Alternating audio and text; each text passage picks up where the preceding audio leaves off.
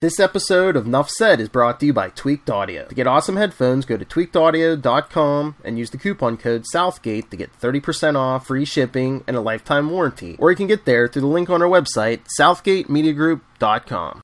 This is Luca Perich, and you're listening to the Captain Lunatics podcast. Recording has started. Hello and welcome, dear listeners, once again to Superconnectivity. I'm your host, Charlie, the Professor Esser, and with me, as always, is that blue-eyed bomber from the Burger Pits, Philman Perich. Welcome, Philip. Welcome back once again to Superconnectivity. Your wonderful show. Keeps a Lunatics late night show. Yes. Well, you know, we had a long night, so we're going to try and do a quick one here tonight. We only got 2 books left to review. True. Avengers and Captain America. Yeah. Which we'll talk about in a minute. But first, let's talk Black Widow. All right. And where they're going with this. So, like, the rumors are that an investor, I don't know who the investor is, but like one of the big, probably a board member on Disney is saying, let's just release the dang thing. Let's push it forward. Let's put it on streaming. Because here's the thing. If they wanted to release, because theaters are open. Yeah. In most states, you do have theaters open. They could release Black Widow, but they don't want to be seen as being heartless. Something. Reckless. You know, they don't want to be the reason why people are congregating. Surge in cases, yes. Yeah, and 6 of 1, half a dozen. But the fact of the matter is delaying it for a theatrical release doesn't help the theaters either. And it's not helping them either, because then you're delaying all the other movies, too. Exactly. So, I think what they should do, the smart thing they should do, is release it in theaters in November, as originally planned, and then 1 week later have it available for streaming. That works.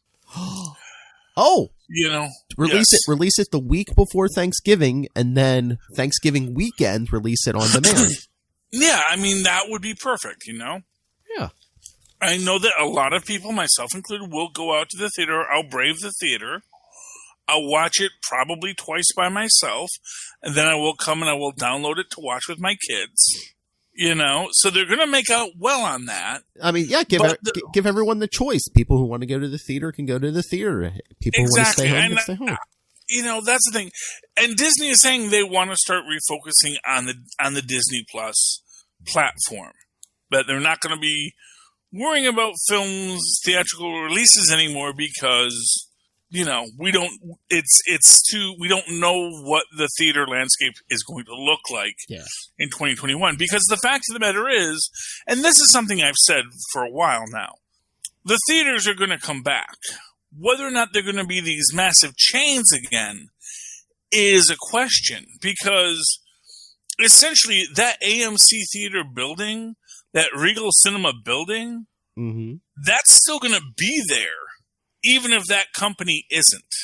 And if someone buys that on the cheap and then starts running second-run movies there, and then running first-run movies there, it is a big entrepreneurial option for people to release films, and then that is going to be a very different cinema landscape that film studios are going to be going into in 2021, 2022, because now instead of these like 4 major national chains, now you're going to have to go theater by theater and say, you know, carry my film. Now, granted, if you're Disney, everyone's going to be coming to Disney saying, yeah, can we get your film? And, you know, and who knows, you might have theaters, you know, paying payola to get the Disney film in their theater. But that's actually just going to create a bootleg market, and Disney doesn't want to do that either. You know, so, I mean, they're going to work something out. Something will exist for theatrical releases in 2021 and 2022, But the fact of the matter is that they're going to have to start.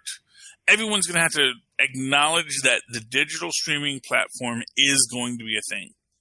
And theaters probably aren't going to look like they look today. And I mean, sorry, Disney and everyone else, you're going to have to take a loss this year, maybe. Everyone's kind of had to take a loss, you know. Yeah, but, you know, and that's the thing. It's like companies don't want to admit it, but they've got the cash to take a loss. Exactly. You know, as Weirdo Yankovic once said, you know, now how is he going to afford another solid gold Humvee? And diamond-plated swimming pools, these things don't grow on trees. But, I mean, they do the Mulan. Disney's going to be okay. Yeah, they do the Mulan thing where you have to pay extra for it anyway. They're not going to be making money. Exactly. They're going to get their money back on it, you know. And, you know, Mulan, I think Brave was a test case. Because Brave was the one that they said, okay, we did it in the theaters, you can download, and then we're going to have it on Disney Plus 3 weeks later. You know, and again, because it wasn't a high priority for me, and I might not have seen it first day, you know, I waited for Disney Plus. Now, granted, they're getting, $12 from me a month or something like that? They're getting money from me every month. I don't even know what they're getting from me for Disney Plus, but they get that on an ongoing basis for all the content.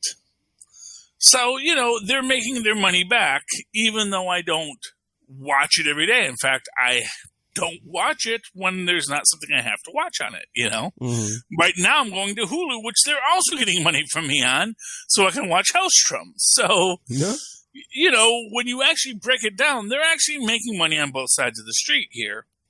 And it really is just about Disney pulling the lever and saying, okay, this is where we're going to be. And my hope is that they're going to move Black Widow back to November, release her to the theaters, because the theaters need it now.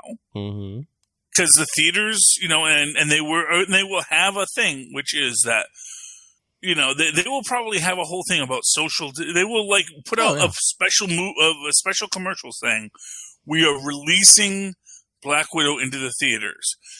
Maintain social distance at all time in the theaters. Wear your mask in the theaters. They'll have that as a trailer before it. They're going to get Scarlett Johansson to put on the black leotard, show up, and say, listen, in her best Natasha Romanoff voice, do this, do as I said, sit down and watch the show. And that's going to be its own marketing campaign. Or if Chris Evans Chris Evans put the suit back on to make one of those videos Peter Parker had to watch, you know. So you have to social distance. I would love that. Oh my gosh! And Chris Evans would do it. He's a sport. You know, especially if it's like, you know, if it's like, oh, 1 day work and you're going to pay me how much? Okay, sure, I'll show up. You know, and all that publicity. What a nice guy. Exactly, and they could heck, you know. Freaking Robert Downey Jr. might do it too. You never know. It's like, you know, they do hologram Robert Downey Jr. Oh, see, that's the thing. Hello. I'm Tony Stark. Well, the AI Tony Stark, the robot Tony Stark. And, you know, I can't get COVID. You can. Maintain social distance. Thank you. And then start the show. And honestly, quite frankly, have that run at the start of every theater in every country. You know, there's ways they'll make their money back on it, I'm sure. Somewhere in it, it's going to be a net positive on their balance sheet if you can monetize goodwill. So, yeah, so they have to release it. And, you know, just because I think waiting doesn't solve the problem. You know, it doesn't solve the theater's problem. It definitely doesn't solve Disney's problem. I think they're just worried about image. They're just they don't want to be anyone to think, oh, look, they're screwing over the theaters. They're screwing over this theater's 6 ways to Sunday. Oh yeah, you wait too. You know, yeah, I mean that's the thing. It's like they're damned if they do, and they're damned if. But they don't. right now, it's like, you know, if they release it, you know, on demand, like, oh, they're just screwing the theater. But it, you know, now when it's pushed back to May, they can be like, no, we just want to worry about everyone's safety. Well, yeah, but that's the thing. Is like worrying about people's safety, because that's the thing. Like I said, I don't think they're even worried because, as I've said, the theaters are open. Even in New Jersey, the theaters are open. And God knows they never closed them in Mississippi. Those people are just freaking breeding each other's COVIDs left and right. They're half of them will be dead in a month, but you know what? That's what you get for living in a red state.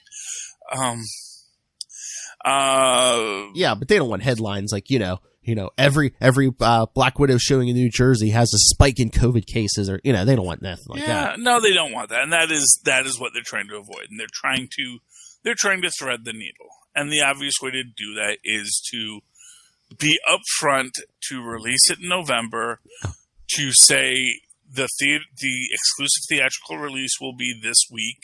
After then, there will be a premium price Black Widow download that you can get if you're a Disney Plus member. And then, if you're not a Disney Plus member, then you can get the lesser cost download. And then finally, as a Disney Plus member, you can watch it for free. Or you can watch it as part of your already exorbitant Disney Plus cost. Disney Plus, yes, we do have Disney Plus. Mm. What's your question, Tristan? Well, that will be difficult, but you will have to lift up your mask, put the popcorn in your mouth, put it down while you chew, lift the mask, take your drink, put it down while you swallow, and you're just going to have to do that back and forth. Burn them calories, Tristan. Obviously, people aren't going to do that, but that's not Disney's problem. That's not even technically the theater's problem. The theater can tell you, give you the warnings, wear your mask at all times, or, do this, follow this procedure. And here's what I'm going to tell you. A lot of people will follow the procedure because a lot of people do.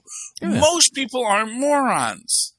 The reason why the moron story gets on your Facebook feed is because it's a man biting a dog, The guy who shoots someone in the face because they didn't want to wear a mask. I mean, it's horrific, but it's also the rarity. Most people just put on the dang mask because it's not that big of an inconvenience to them. What's your one more question, Tristan?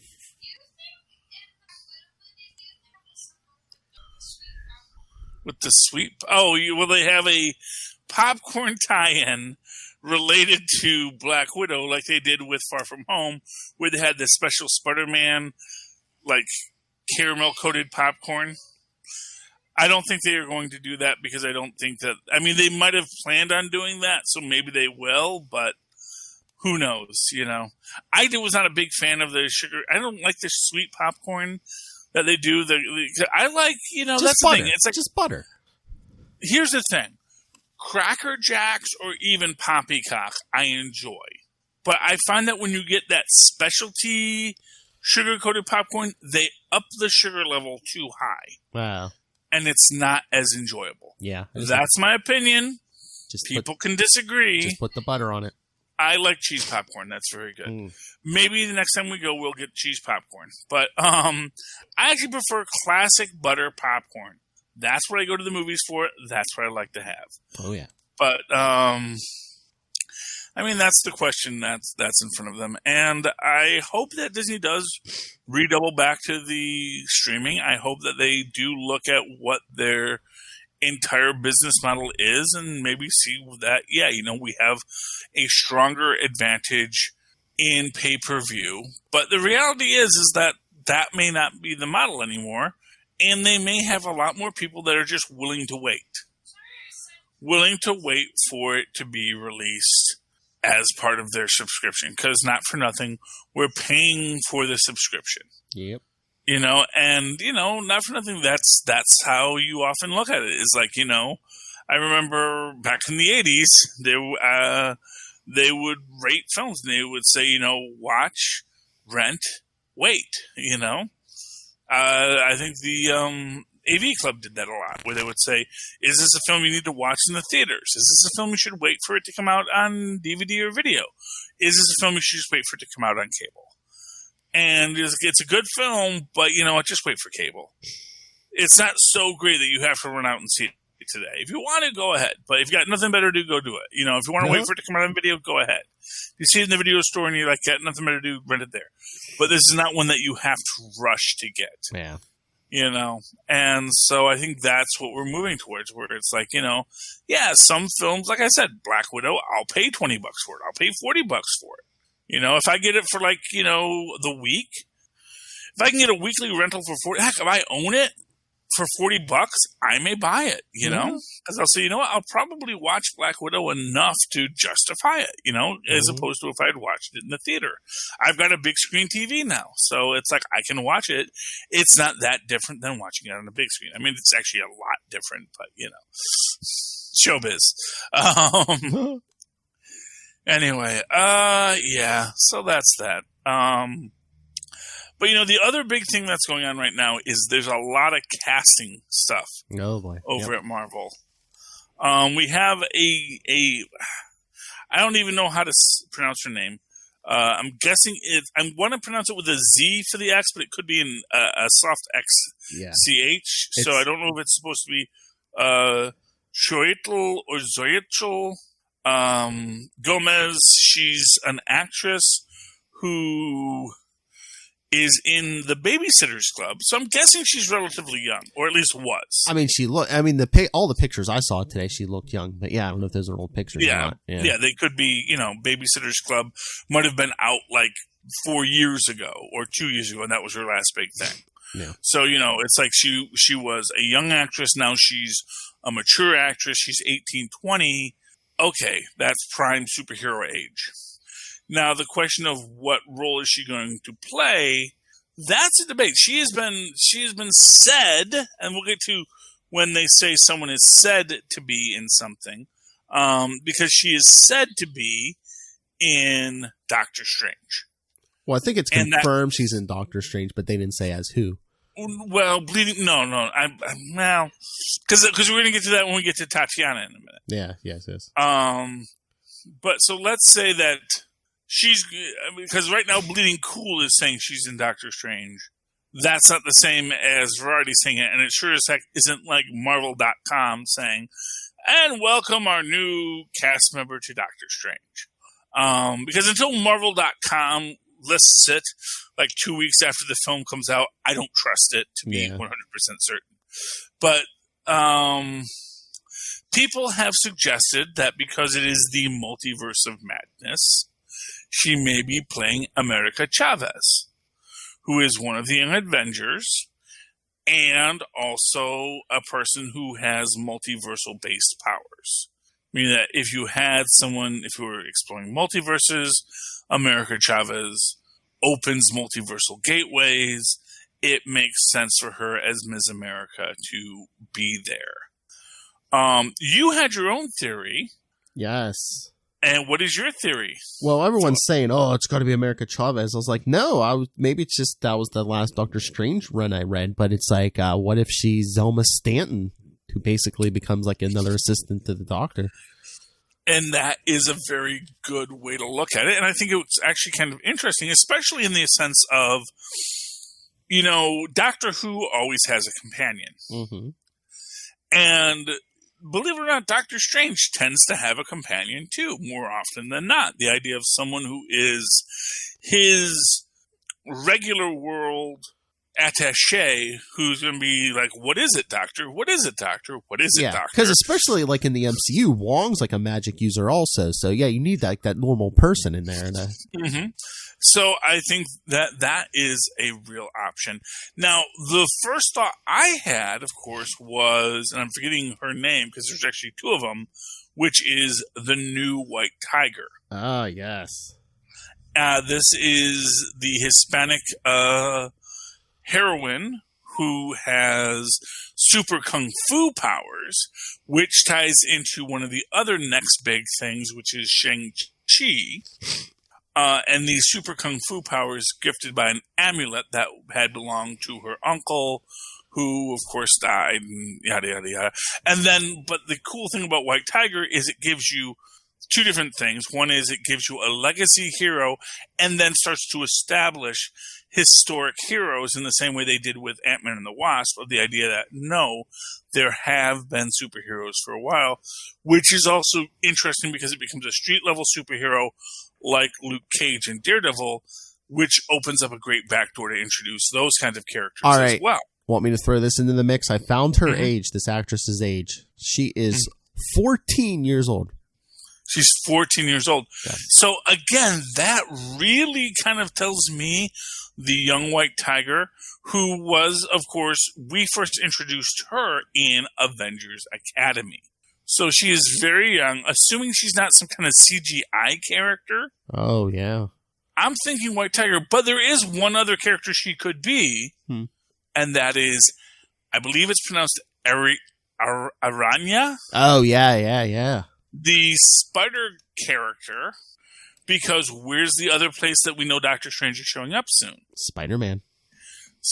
So is this a way, again, in speaking of the Multiverse of Madness, the web of fate, the spider things, and then so maybe what we're going to get in the Multiverse of Madness is that introduction to that spider cult.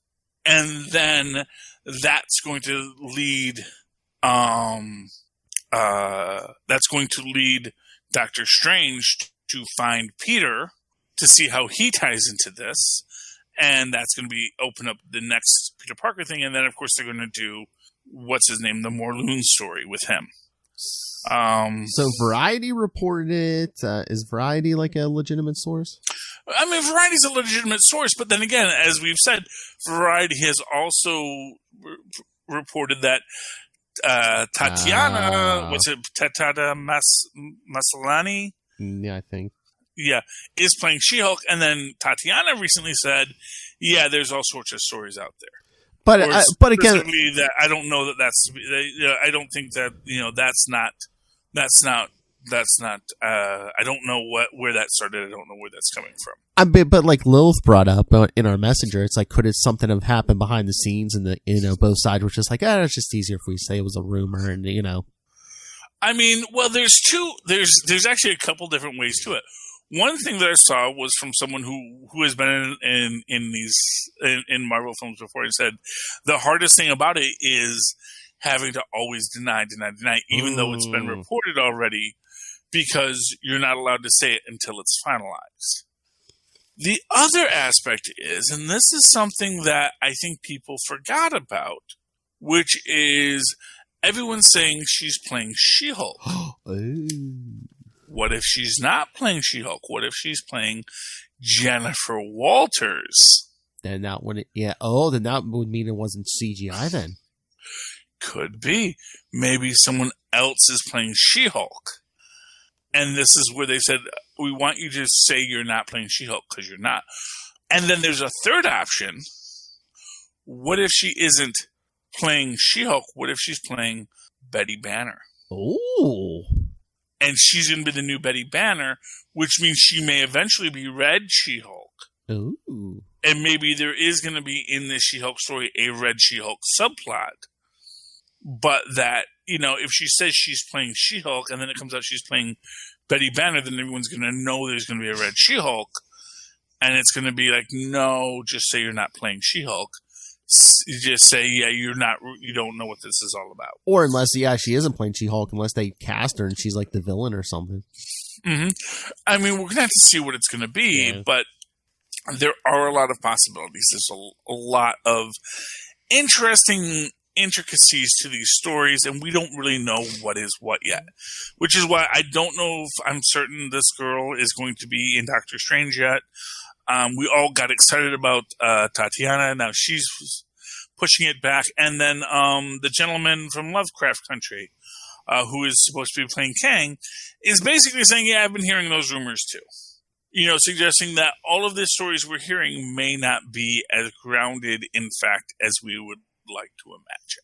So I would say at this point, none of us know anything about what Marvel is doing and Disney is doing. We don't know where films are coming out. We don't know who's going to be in them. We only know and hope that these films will someday come. Our one hope is that, we will be getting Young Avengers, which is the other reason why I'm hopeful for a White Tiger character, because White Tiger, Avengers Academy, Young Avengers, these are all great characters. And then maybe someday we're actually going to get bolder my favorite character in the MCU. So that's my thought on that. You want to talk a couple comic books real quick, Philip? Sure, yeah. So I think we have 2 left, yeah. We got 2 left. We have the Age of Khonshu, the finale, or Captain America. Which you want to do first, Philip? Let's do Avengers. Let's do Avengers. Okay. So, Age of Khonshu, the finale. Khonshu's a jerk. Khonshu's always a jerk, so I don't fault, I know that people, there have been negative feelings about this from what I understand. I mean, just in general, the idea of, anytime that you have an entire galactic level threat that occurs in one comic book. Yes. It's like, oh, wow, there's nothing going on in the X-Men right now about how Khonshu has conquered the world. No other superheroes have been bothered by this, so what exactly happened now? But yeah, so this is, and for what it's worth, we actually jump right into this because we have Khonshu, fighting Iron Man and all this stuff because Khonshu is trying to steal the Star Brand. Yep. And one of my favorite bits in this is Khonshu makes the point that, the moon must be brighter than anything in the sky, must be brighter than the stars. And I think Tony Stark makes the point. It's like, you do know that every star is a sun. You know that, so that the Star Brand is going to be much more powerful than Khonshu. And of course, the Phoenix Force is more powerful as well because Moon Knight has called upon the Phoenix Force, which is kind of interesting just in the fact that, yes, Moon Knight can totally just do this. Yeah. Moon Knight can just reach out to ancient gods and call them to him, at least in this iteration. This version of his mental illness allows for it. And of course, afterwards, Tony Stark says, drop the, the entity of, what does he say? All right, drop the Phoenix and back away, Spectre. But, that's the thing. It's like, yeah, the Phoenix Force, that is not something Mark Spector should be in charge of. And, of course, we have the Khonshu, the werewolves, and the mummies, and the cultists all joined together. But, of course, Black Panther deals with them because that's why his actor's on the back of the book. We get a great scene of... there's like a bunch of great scenes here. Like one of my favorites here is, of course, Robbie Reyes in his underwear coming up there and basically making the point of, when Khonshu tries to use the Hellfire, that basically, it hurts. I know it hurts to use. It hurts even more to have it ripped from you. And meanwhile, of course, Captain America, he's fighting through all the mummies because he has to get to T'Challa to save him. He says, but of course, by the time we get there, T'Challa has already saved himself. Yep. Yay! And we have the Ankhs, which have the Eye of Agamotto and the Iron Fist.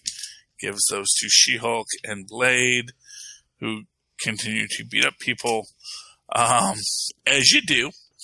And yeah, at the end of it, Khonshu is vanquished. Moon Knight debates whether or not he should destroy the world with the Phoenix Force, because the Phoenix Force is like, do it! Do it! Do it! And he decides not to, because this isn't the dark Moon Knight saga, which I appreciate. And after he sends the spirit away, oh no, goes off and back to the cosmos. And then, of course, meanwhile, on Moon Base the Moon, Wolverine's going to punch the Phoenix Force for reasons. Okay. We'll see how that goes next issue. I don't know. Do you think we got anything out of this story? It just seemed like a lot of flat, just like a fun punch 'em up, but nothing of like, I don't know. It's just like, oh, look, Moon Knight beat up Iron Fist and Doctor Strange. And then it's just, it's like, oh, look, you got the Phoenix. Well, what it is it's a good bit of lore. Yeah.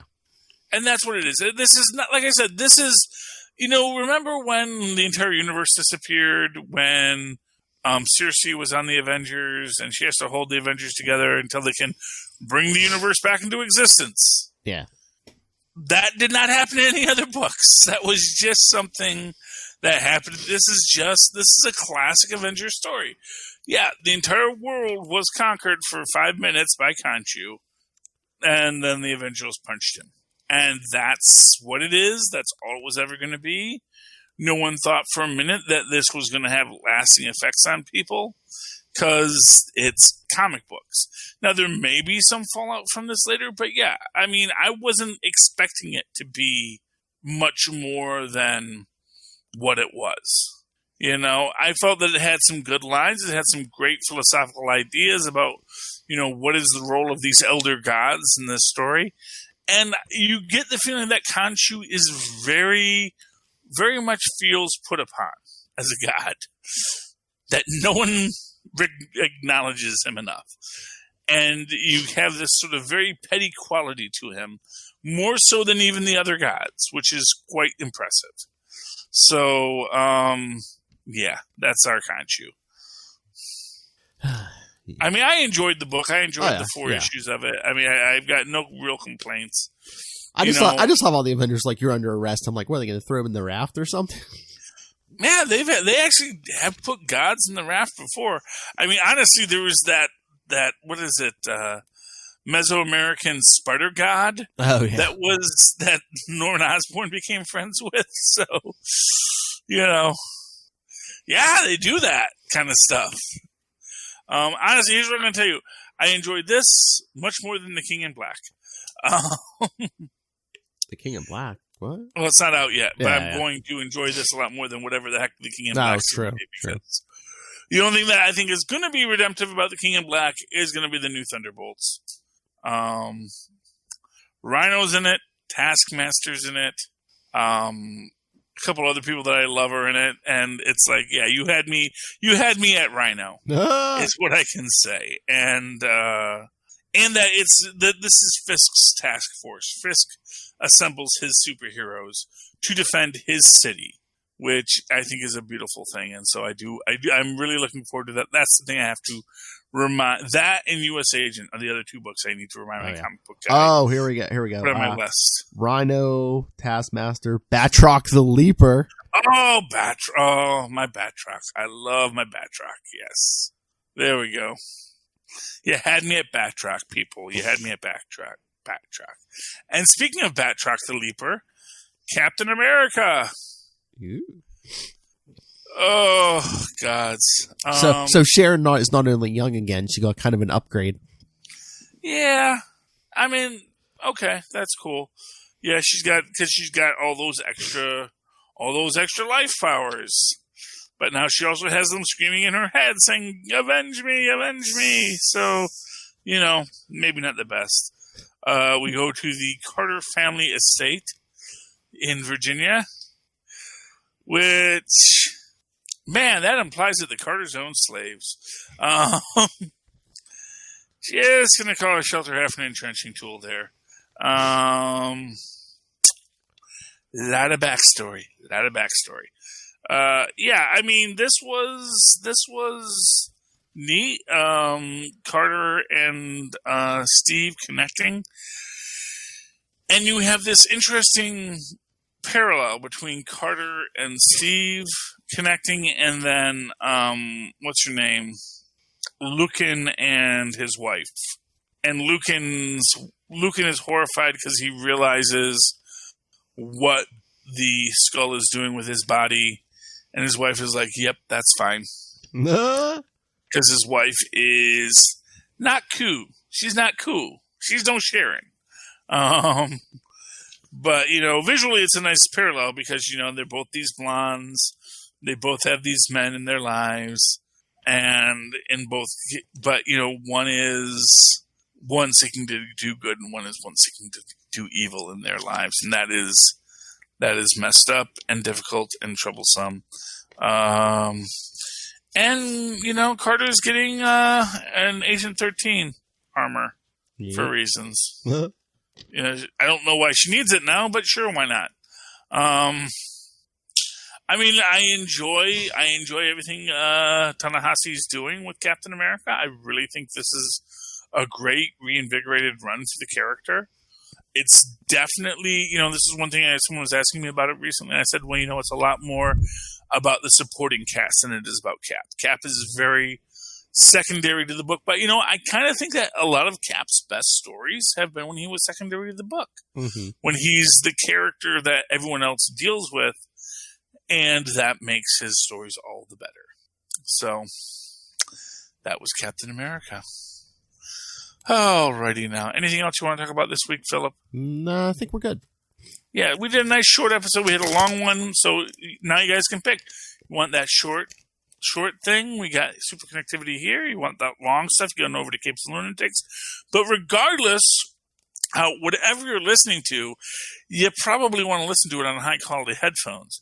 And for that, I would recommend going to tweakaudio.com using the coupon code Southgate at checkout to give you a discount on their already affordable and high-quality audio gear that you can get at tweakedaudio.com. And that same coupon code, you know how you use a coupon at the grocery store and then it's gone? Southgate is a coupon code you can just keep on using over at huntakiller.com. And you can use that same coupon code there. You can help Michelle Gray solve a crime, and you can get a discount on it. And, you can also look at their Blair Witch-themed mystery. It's not just Michelle Gray anymore now. Blair Witch has gotten into the activity. So that might be worth your time and trouble. And, of course, finally, if none of that is interesting to you, go down to our show notes, click over to Amazon, and once you get to Amazon, check out Pod Life, the book written by the Southgate Media Group, friends and family, telling you why we do these crazy podcasts, and you might enjoy that as well. Also, once you've clicked on that link, by the way, that is either digital or paperback, but once you have clicked on that link, anything you buy at Amazon, we get sort of like credit for it because you clicked it from our show notes. Costs you absolutely nothing, helps us out, so feel free to do that as well. And in the meantime, Philip, if people wanted to reach out to you, how can they find you? Well, the easiest way to get a hold of me or the rest of the team is email capesandlunatics@gmail.com or call the voicemail 614-382-2737. That's 614-38-CAPES. And if you'd like to write to me in that old-fashioned email way, the way our mothers and fathers once did, do so at superconnectivityblog@gmail.com. That's superconnectivity, all one word, @gmail.com. Of course, follow me on Twitter as I live tweet the final episode, because if I can stay up for it till 9:30 on Sunday, of Lovecraft Country @Charlie Esser. That's CHARLIE. Yes, SCR. Look for the 2 E's in the middle. For quality. Bing! Thank you, Maz. All right, Philip. That has been another episode of Superconnectivity. Yes, sir. I hope you all enjoyed it, learned something, grew as a person. And if you have, or if you have not, come back again next week and super connect with us again. Good night. Good night.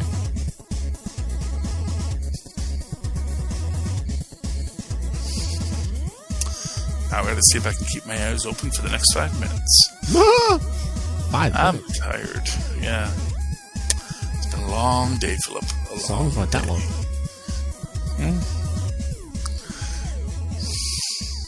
Go to sleep.